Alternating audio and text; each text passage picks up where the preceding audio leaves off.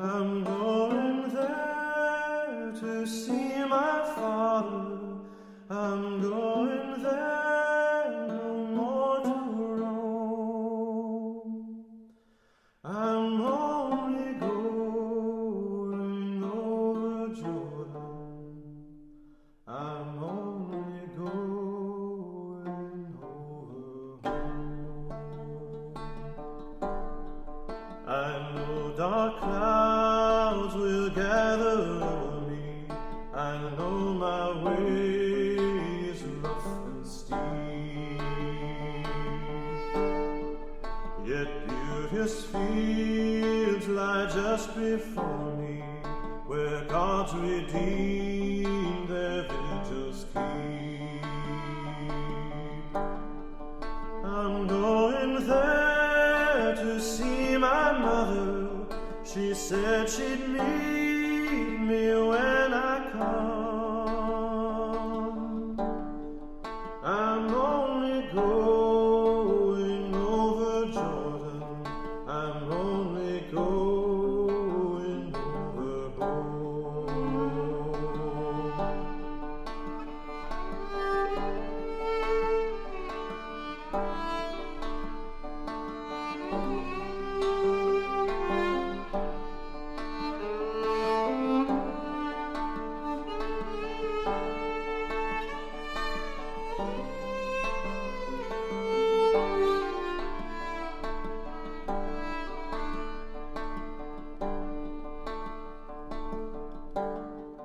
I want to wear a crown of glory when I get home to that good land. I want to shout salvation's story in concert with the blood-washed band. I'm going there to meet my Savior, to sing his praise forevermore. I'm only going over Jordan. I'm only going over home.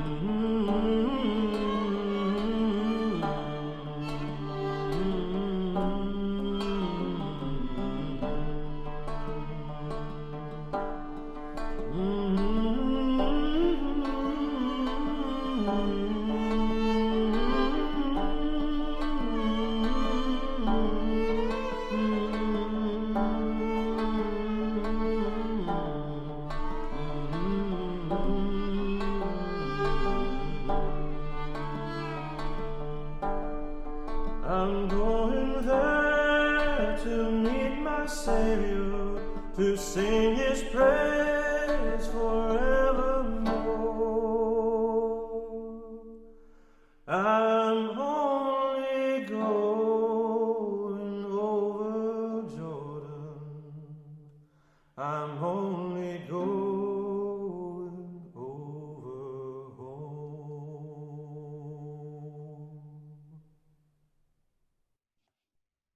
You wanted to see me, Captain. Dr. Wilde, at ease. I want to talk to you about Feston. Feston, sir? We need to talk about what you know. Sir? You served under Captain Amos Feston up until his death, correct? I remember you attending to him that day at the Edge. Yes, sir. My records say you served under him for 3 years. Almost 3 years exactly, yes, sir. Would you have considered Captain Feston a friend, Doctor? He was my commanding officer, sir. I do not know that we could be considered. Spare me the performance, Doctor. He was very private, sir. I did not know of Lieutenant Feston until she enlisted, sir. Did you suspect anything? I suppose there were signs, sir. Small things, the voice, the movement. Some believe they were feminine. But prior to this morning, I didn't know, sir. And you didn't feel the need to discuss these suspicions with your captain. Why? There's always gossip, sir, and I didn't think Feston, Simone was a perfect shot every time. And to validate that gossip, sir, felt like an insult to Amos, to Captain Feston's memory, sir. Captain Xavier, the general wants to speak with you in his office. Dr. Wilde, we're not done here. Private, wait here for my return. Yes, sir. What did you tell him? Nothing. Nothing? He asked me if I knew. He suspected because of Amos. And what did you tell him? Nothing. I didn't say anything. I alluded, but what was I going to say? He already knows. Why'd you cut her open in the middle of the fucking field? He was standing right there. She took a handful of shrapnel to the rib cage, Avery. It could have punctured a lung. What was I supposed to do? She's lucky to be alive. Lucky? Xavier knows, the general knows. I didn't have a choice. What would have happened if I let our commanding officer bleed out in the snow? You think people wouldn't have started asking questions then? I did my job. Stop talking, Levi. This is your fault. I saved her life. I followed my orders, which is more than I can say for you. Xavier saw. You cut off her binding in the open. There was no time. I'm a doctor, Avery. I couldn't move her, and I wasn't going to just stand there and let her die. That's exactly what you should have done. She's not Amos, Levi. I know that. But this morning in the snow, I swear she looked just like him. Captain, What are you doing here? Xavier wants to see me. He should have spoken to me first. You need to be resting, Simone. You need Lieutenant to go back. Feston, What? I did not earn a battlefield commission for being in the right place at the right time. I'm an officer in the service, and you will address me by my rank, Doctor. Lieutenant, you should be resting. Later. I need to speak with Avery alone. What do? I have no idea. I'm going out of my mind. I'm fucking losing it. Calm down, Avery. Listen to me. The general, I heard him talking. He mentioned Maidenhead. He mentioned it several times. Four different times. That's to be expected. They're going to send you there. They're going to send both of us there if they find out. No one is going to They find already out. have. Just me, and I'm not going to give you away. I know that. But what if they decide? Listen, you're not coming down with me. Not you, not Levi. I need you to remember that. Each of us for ourselves. That was the agreement. But you came back for us. It was my plan. If it was going to fail, I was going down with it. I was the one who fucked it up. There's no way of knowing that Coming things would have back turned for us, out coming back for us, put you directly into the line of fire. I wasn't going to leave you out there without cover if I didn't have to. But why would you do? I won't let them take you there. Don't be a hero. You promised. I won't let them, Simone. I've forgotten how much I liked the sound of it. My name. Don't you miss hearing yours? Do you even remember it? You never told me. I don't regret what I did. All that matters is that they know that we can. What kind of game are you playing here? Private, go to the upper medical wing and find Dr. Wilde. He's supposed to be preparing something for me. But, sir, I don't have clearance. We're a little short-staffed, Avery, and those of us who are left can no longer afford to pick and choose our tasks. That's an order. Now, Private! Yes, sir. The general's having trouble deciding what to do with you. Sir, I told him I know exactly what to do with you, but that it's left us with some difficult choices. Captain, I... Do not prepared speak unless I ask it of you, Feston. I will not allow a woman to speak out of turn. Good. I'm going to ask you a series of questions, and I want you to answer truthfully. We have had our fill of your deceit. Yes, Captain. How did you enter into the service? I joined the service under my father's name, Simon Feston, claiming I was the younger brother of Captain Amos Feston. But you are not the younger brother of Captain Feston. No, sir. You are his deranged... Twin sister, Simone Angelica Feston. And where did you learn to fight, Miss Feston? My father practiced on us growing up. It was learn to fight back or get beaten to death, sir. And strategy? Did you perhaps play a great deal of chess? My father studied war extensively, sir. Our library was well stocked for the learning of it. So you enjoy fighting and you had a great desire to be in war? No, sir, none. So why join? When Amos died, he was my last male relative. Why didn't you go to shelter or Haven or any of the other hundreds of boarding homes for women of your circumstance? Sir, I know of no woman who would willingly put herself into a boarding home. Do you find the homes unsatisfactory, Miss Feston? Yes. Yes, Captain. A whorehouse prison is not a home, Captain. That's enough, Miss Feston. The way I see it now, there are two options. Are you aware of why we do not permit women in the service? Women have a tendency to reach too far. No honor. You have proven yourself incapable of trust, as unruly as you are volatile. What have we learned from history, but that there's a woman at the crux of every great fall? Sir, I don't think that No, you historians in this... don't. That is no longer your position. I have watched this war unfold, Feston. I watched your brother die. We cannot abide weak links in our chain. That is why we have the boarding homes. That is why we have Maidenhead. Women like you are a liability we can no longer abide. Women like me did not start this war, Captain. Women like you get fucked into submission one way or another.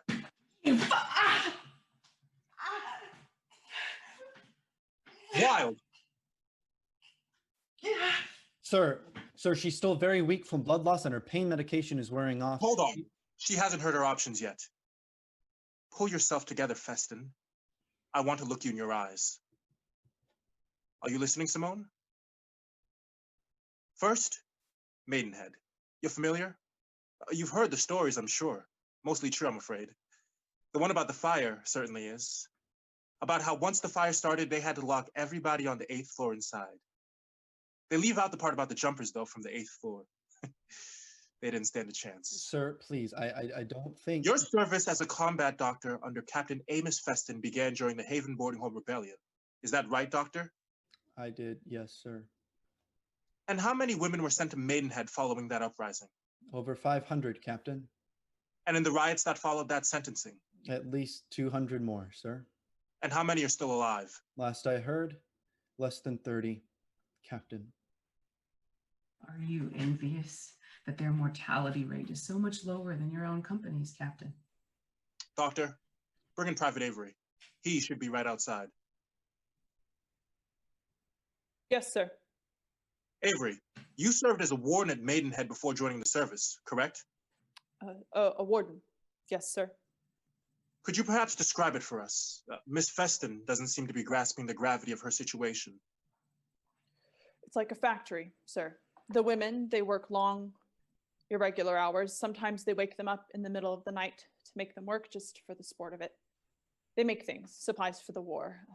Bullets and helmets and rope and bombs. It's so hot in some of the places that some of the women die from that, just from the heat or from the burns from melting down all the metal. Some of the women try to kill themselves by swallowing the chemicals they use to make the bombs, but if they catch you, they whip you or starve you for a week or rip out your hair. Anything but dying. They will not give you the satisfaction of dying unless it is on their terms. Dr. Wilde, would you care to explain to Simone what it is you have in your pocket? Twilight Sleep was once used as a temporary narcotic, specifically used during childbirth so that women would have no memory of the pain. At the start of the war, it was repurposed to function as a Class A chemical weapon. The effects are irreversible. It's designed to serve as a virtually instantaneous neurodegenerative disease. Long-term memory is gone within 90 seconds, short-term within 40, followed by hallucinations. Private Avery, what happens to women at Maidenhead who cannot work? There are dorms. The women, they're tied to the beds, their ankles and wrists, sometimes the neck too. They can't talk. All you can hear is moaning or screaming. Sometimes they get loose and you can see the scratch marks on the door from where they were trying to claw their way out. But no one gets out. Avery. Someone did, though, didn't they, Private Avery? Or you wouldn't be here. He didn't tell you about that? About his past as warden? Didn't tell you that someone got loose on his watch? It isn't pleasant when you find out one of your men has lied to you, is it, Feston? Did they ever find the body of that girl, Avery? The one that snuck away? No, sir. They never found her. What was her name, Private? I don't remember. You don't remember? What was her name, Private? The name of the woman who escaped under your watch. The one who broke out of a seemingly infallible fortress. The reason you were forced to resign as a warden and join the service. I can't. I do not remember her name, Captain. Thank you, Private. Option 2.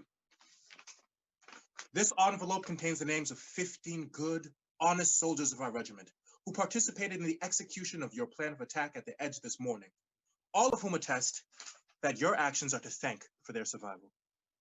By all accounts, you deserve a Medal of Valor.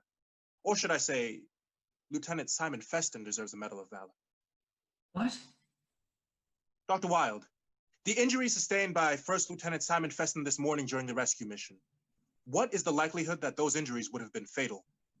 Sir, they were treated. What is the likelihood?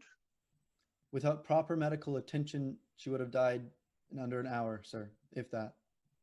By my calculations, that would have given us enough time to airlift Lieutenant Feston to the medical wing, wherein his wounds would have received emergency treatment too late, and Simon Feston would have died a hero this morning at approximately 1100 hours. If you are to be exposed as a woman... If I'm to be exposed... Not interrupt! If you are to be exposed, option 1. If not, option 2.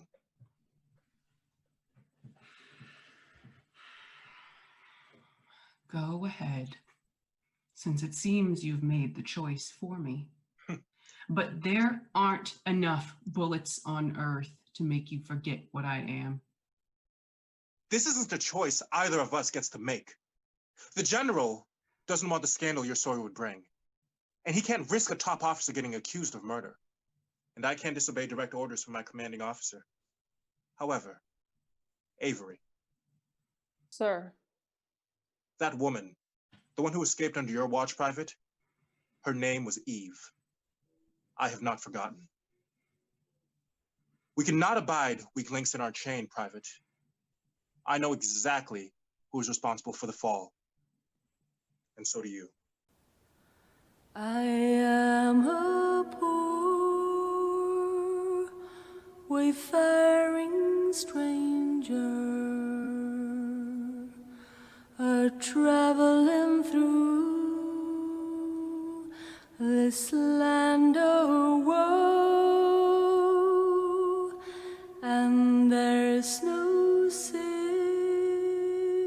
toil, no danger to that bright land to which I go. I'm going there to see my mother. I'm going there no more to roam. I'm just a going over Jordan. I'm just a going over home.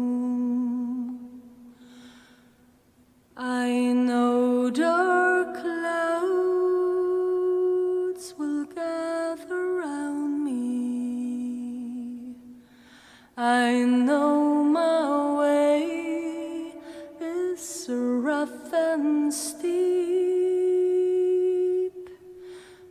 and golden fields